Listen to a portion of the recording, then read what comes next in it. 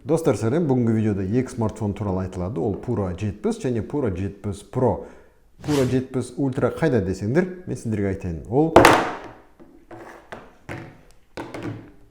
неге Pura 70 Ultra жоқ десеңдер, мен сіздерге түсіндіріп айтайын.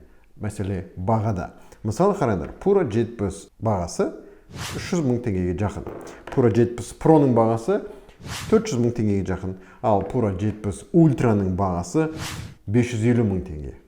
Ол неге олай қымбат, мен сіздерге айта алмаймын. Өйткені өзім түсінбедім. Видеоның ортасында Pura Ultra мен салыстырамын, бірақ ол туралы әңгіме болмайды. Сонымен кеттік па? Осы уақытқа дейін Huawei смартфондар туралы айтқан кезде бәрі шошитын. Ода Google сервис жоқ деп.